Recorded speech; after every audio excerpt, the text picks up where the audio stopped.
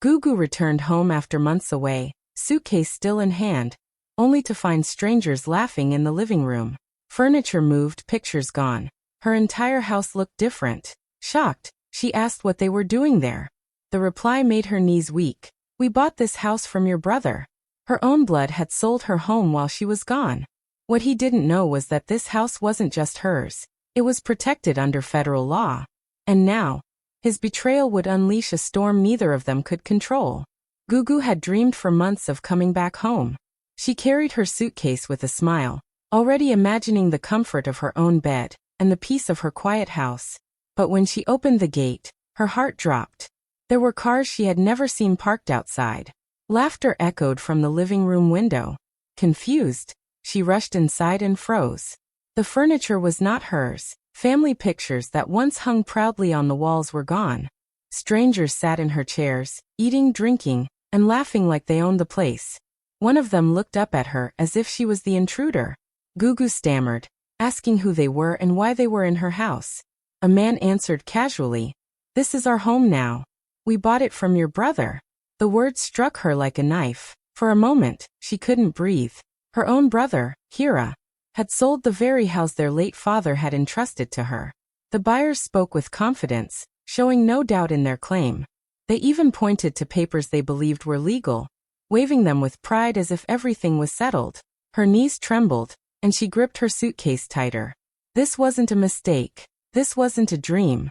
The place she had called her safe space, her only inheritance, was gone. These strangers believed it was theirs now. And the person who had done this to her was not an outsider, but her own blood. A wave of betrayal rushed over her, heavier than the loss itself. In that moment, Gugu realized her joy of returning home had turned into the beginning of a nightmare. Gugu wasted no time. With her heart burning and her hands shaking, she went straight to Hira's place. He was sitting outside, relaxed, as if nothing in the world was wrong.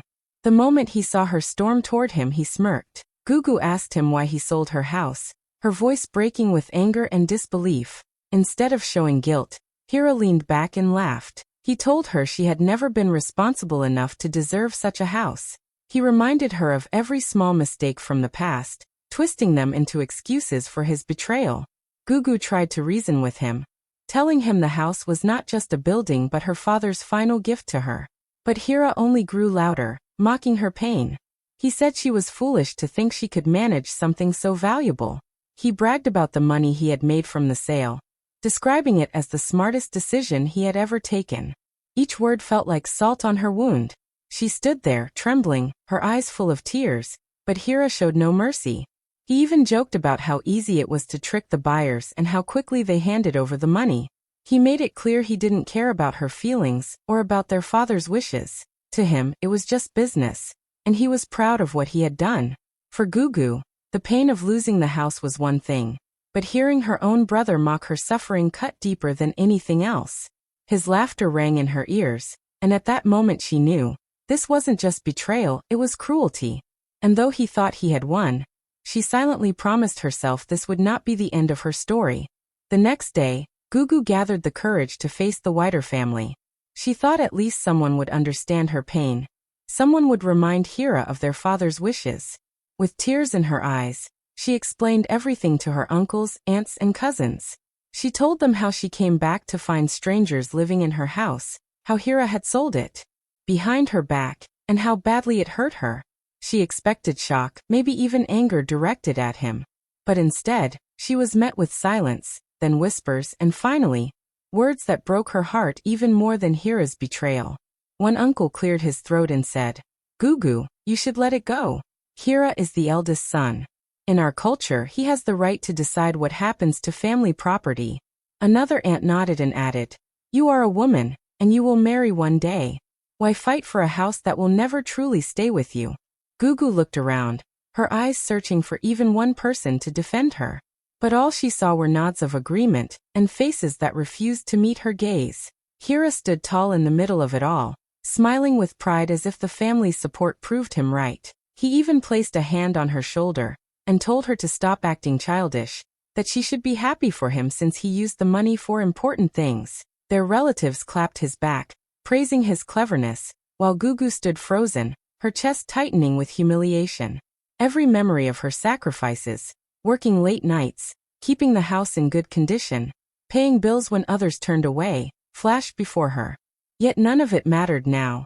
In their eyes, she was not important enough, not powerful enough, and not worthy of their support. She realized the family she had trusted would never stand beside her. They had chosen Hira, not because he was right, but simply because he was the eldest son. Tears rolled down her cheeks, but she swallowed her pain, refusing to let them see her completely break. In that room full of people she had once called her own, she had never felt so alone. Their words stabbed deeper than knives, and the shame burned hotter than fire. As she walked away quietly, the laughter and approval for Hira echoed behind her. In that moment, Gugu understood she could rely on no one but herself. Her family had betrayed her, and she would carry that scar forever. But deep inside, another flame was rising, one that would not allow this betrayal to be the final chapter of her story. That night, Gugu lay awake in her small rented room, staring at the ceiling with swollen eyes. Her heart was heavy, but her mind refused to rest. She kept remembering her father's words before he died, how he had told her, "This house carries more than bricks and walls. It carries history. Take care of it, Gugu." Those words would not leave her, and for the first time, she wondered if there was something more hidden inside that house than anyone else knew. With trembling hands, she dug out an old wooden key her father had once given her. He had told her it was for a drawer she must never open unless the time came. Tonight, that time had arrived. She unlocked a small iron drawer that had been tucked away in her luggage since his passing. Inside were dusty files, envelopes, and neatly folded papers marked with stamps she had never seen before. She carefully opened one envelope and froze as she read the words at the top, "Federal Government of Preservation and Heritage." Her eyes widened. The documents revealed that the house was not just private property. Years ago, her father had worked with government officials to have it registered as a protected federal site. It was tied to historic preservation laws because of its cultural value. The house could never be sold, altered, or transferred without official clearance from the authorities. Her breath caught as the truth settled in. Hira hadn't just betrayed her. He had broken a federal law without even knowing it. Page after page, Gugu read the documents, her heart racing faster. There were government seals, signatures, and legal codes she didn't fully understand but could clearly see were serious. At the bottom of one letter was even a warning. Any unauthorized sale or transfer will be deemed illegal and void, punishable under federal law. Her tears of sadness slowly turned into tears of relief. For the first time since this nightmare began, she felt her father's presence guiding her. He had prepared for this, protecting her in a way she hadn't realized until now. She pressed the papers to her chest, whispering his name, feeling a strength she thought she had lost. The family thought she was powerless. Hira thought he had won. But in her hands, Gugu now held the very key to turning everything around. This was no longer just about her home. It was about justice. And she knew that soon, the truth inside those papers would shake her brother's pride and the family's betrayal to the very core. The next morning, Gugu sat at a public library with the documents spread out in front of her. She knew she needed to understand them fully before making any move. Her fingers shook as she typed the codes and references from the papers into the computer. Page after page of information appeared, and with each line she read, her eyes grew wider. The house wasn't just protected. It was registered under a strict federal law. That meant no one had the right to sell it, rent it, or even make changes to it without official clearance from the government. Her chest tightened as she realized the depth of Hira's mistake. By selling the house to strangers, he had broken a serious law. It wasn't just family betrayal anymore. It was a federal crime. The documents clearly stated that any illegal sale would be void and could lead to heavy financial penalties, public shame, and even criminal charges. Gugu leaned back in her chair, her mind spinning. She imagined Hira standing proudly at the family gathering, laughing at her pain. He thought he had won. But if the truth came out, his so-called victory would collapse instantly. The buyers would demand their money back, and the law would demand answers. She pictured him scrambling, humiliated, trying to explain how greed had blinded him. The more she researched, the more certain she became. Every detail she found confirmed her father's wisdom in protecting the property. The government files even listed her father's name, noting his role in preserving the home as part of national heritage. That meant the protection wasn't new. It had been set in stone years ago.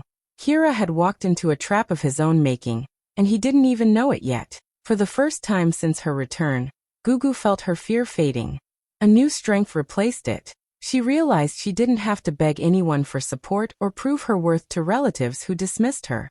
The law itself stood on her side. She had been painted as weak, childish, and irresponsible, but now she carried the kind of power that could shake her brother's entire world. As she carefully gathered the papers back into her folder, her lips pressed into a determined line. This was no longer just about saving her home. This was about showing everyone that betrayal had consequences. And very soon, Hira would learn that his greed had not bought him freedom, it had bought him destruction. Gugu knew she had to be patient. She couldn't rush to expose Hira yet. If she moved too soon, he might find a way to twist the truth or hide behind the family's support. So she made a decision that shocked even herself. She pretended to give up. The next time she saw Hira, she lowered her eyes and acted defeated. She didn't argue, didn't shout, didn't even bring up the house again. To him, it looked like she had accepted her loss. That was exactly what she wanted him to believe. Soon after, their relatives organized a family gathering. It was supposed to be a peaceful event, but Gugu knew it was another stage for Hira to boast. As she entered the room quietly, she saw him standing tall in the center, surrounded by uncles, aunts, and cousins. He was glowing with pride, laughing loudly as he told the story of how he had rescued the family property from being wasted on her. Every detail he shared was twisted into a tale of his cleverness. Hira waved his hands as he spoke, explaining how easily he handled the buyers, how much money he earned, and how foolish Gugu had looked when she found out. Each time he mocked her, the relatives chuckled, nodding in agreement. They praised him for being smart, for acting like the true head of the family. Gugu sat in the corner quietly, her face calm, but inside her heart beat steadily with determination. She watched him, memorizing every arrogant word, every insult he threw her way. At one point, Hira even raised a glass, smiling as he declared, "This is just the beginning. From today, everyone will see that I know how to handle things better than anyone else in this family." His voice carried across the room, and once again the family clapped for him. He looked at Gugu with a smirk, convinced she was broken, convinced she was powerless. But beneath her silence, Gugu held her father's documents like a secret weapon. She already knew the storm that was about to hit him. The pride he showed today would be the very reason his fall would hurt more tomorrow. She let him shine, let him laugh, let him believe he had truly destroyed her. Because soon, when the truth was revealed, Hira's fake victory would turn into his greatest humiliation. And she would no longer be the sister everyone pitied. She would be the woman who brought him down with nothing but the truth. The day finally came when Gugu decided it was time to act. She walked into a lawyer's office with the documents her father had left behind. The lawyer, an experienced man who had handled many property disputes, carefully studied the papers. His eyes narrowed as he read the federal stamps and legal warnings. He looked up at Gugu and told her plainly that the case was strong. Strong enough to shake everything her brother thought he had built. With his guidance, she reached out to the government department in charge of historic preservation. After reviewing the documents, they confirmed the truth. The house was indeed protected, and any sale made without their approval was illegal. Not long after, official letters were sent out. The buyers, Hira, and even some of the relatives who had supported the sale were summoned for a formal review. At first, Hira thought it was just a family trick, another attempt by Gugu to cause drama. But when he saw the government's seal on the invitation, his smile faded. He tried to ignore it, but the buyers pressed him, demanding answers. They wanted to be sure their money was safe. On the appointed day, everyone gathered in a government hall. The atmosphere was tense. The buyers sat nervously, clutching their copies of the sale agreement. The relatives whispered among themselves, suddenly unsure if siding with Hira had been the right choice. Gugu entered quietly, carrying her folder of documents, her face calm but determined. Hira arrived last, still trying to act confident, but his eyes betrayed his unease. The lawyer stood beside Gugu, ready to present the case. Government officials walked in, their presence filling the room with authority. They explained why everyone had been called. Then Gugu's lawyer laid the documents on the table, showing proof that the house had been under federal protection for years. The officials confirmed each stamp, each code, and each signature. Every detail was valid. The buyers looked shocked, turning pale as they realized what this meant for them. The relatives sat in silence, no longer able to defend Hira. And Hira himself shifted uncomfortably in his seat, his earlier pride slipping away. The room that had once echoed with his laughter now felt heavy with dread.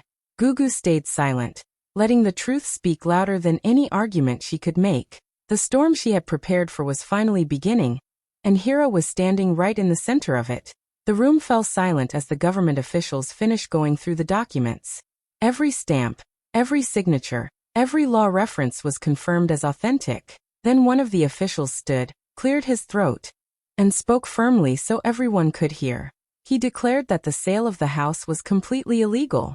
The property, he explained, had been registered under federal protection long ago. That meant it could never be sold, transferred, or altered without government approval. Any agreement made was automatically void from the very beginning. The words hit the room like a heavy stone. The buyers gasped, their eyes wide with disbelief. They quickly pulled out their own papers, flipping through them as if hoping to find a mistake. But there was none. Their expensive deal, which they had thought was safe, was nothing more than worthless paper.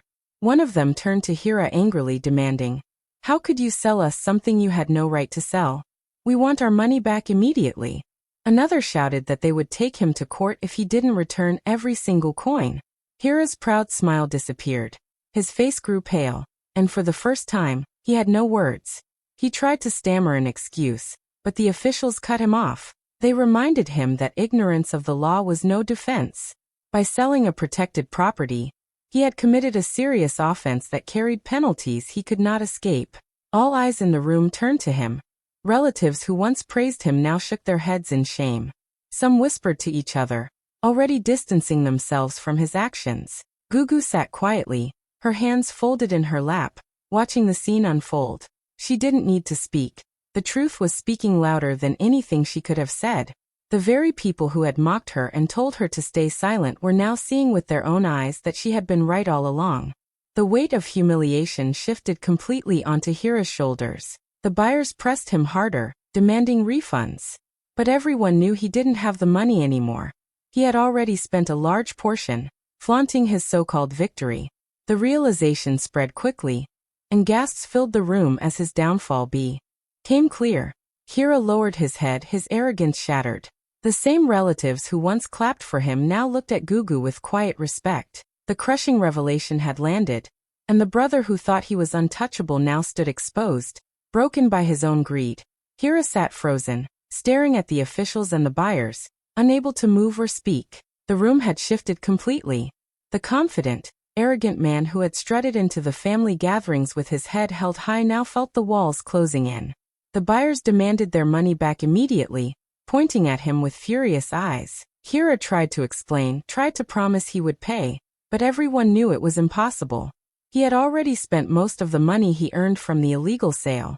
Every word he spoke sounded empty and desperate. The government officials reminded him that selling protected property was a serious federal offense. There were fines, penalties, and even potential criminal charges waiting for him. Hira's chest tightened as he realized that his prideful decisions had not only destroyed his reputation, but could also land him in jail. He had thought his cleverness would go unnoticed, that his family would continue to praise him, but now all of that had crumbled. Relatives who had once laughed at Gugu and told her to let it go, now whispered nervously among themselves. Some shook their heads, others avoided eye contact, clearly ashamed of having supported Hira. The shift was painful to watch, yet it gave Gugu a quiet satisfaction. She had been dismissed, mocked, and ignored, but now the truth had turned the tables completely. Hira's face went pale as he realized there was no way out. The buyers were firm, insisting on full repayment, while the officials explained the legal consequences for his actions. His arrogance, which had once made him feel untouchable, had become his undoing. He looked around at the faces of his family, seeing disappointment and shock where he had expected admiration. The laughter and applause that had once followed him were gone, replaced with silence and judgment. He tried to negotiate, to plead, but the law and the people he had wronged offered no mercy. The house, once his target for personal gain, had become the instrument of his downfall. Gugu, who had once seemed powerless and defeated, now stood as the calm center of authority, watching as her brother crumbled. Every step Hira had taken to assert dominance, every boast about his victory, now worked against him. He had built his arrogance on lies, and those lies had collapsed completely. The buyers left with their refunds secured, the officials finished their paperwork, and the relatives whispered in shock, realizing just how wrong they had been. Hira had lost everything, money, reputation, and respect, and all because he had underestimated the sister he had tried to destroy. Gugu stepped forward, holding her head high, her eyes steady on Hira. The room was silent, every gaze fixed on her. She felt the weight of months of pain, betrayal, and humiliation lift as she spoke clearly, without anger, but with the power of truth. "You sold what you never owned," she said, her voice calm but firm. "This house carries more history than your greed could ever touch.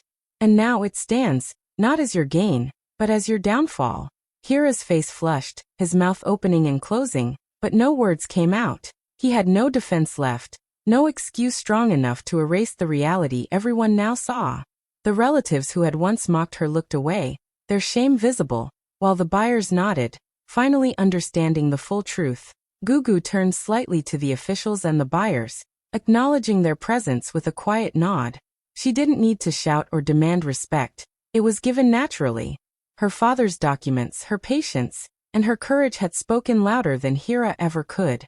She had not only reclaimed her home but also her dignity, proving that honesty and perseverance would always triumph over greed and arrogance. As she looked around, the applause began, first small, then louder, until it filled the room. People who had doubted her now celebrated her courage. Friends, neighbors, even some of her relatives whispered words of admiration, acknowledging her strength. Hira stood frozen, realizing for the first time that his arrogance had cost him everything, while Gugu had turned every insult, every betrayal, into a victory she had earned with her own patience and wisdom. For Gugu, it wasn't just about the house. It was about showing that no one could take what was rightfully hers, not through lies, not through deception, not even through family betrayal. Every corner of the home, every wall, every memory it held, belonged to her. Not because she had fought with anger, but because she had waited for the truth to reveal itself. With the final words spoken, Gugu walked through the living room, now empty of strangers, her steps steady and proud. She touched the walls lightly, feeling the history and love her father had built into the house. In that moment, she knew that she had not just reclaimed a home, but had also claimed her place in her own life, stronger, wiser, and untouchable. The applause continued, echoing around her, as Gugu finally smiled, not in triumph over her brother, but in triumph over the betrayal and injustice she had endured.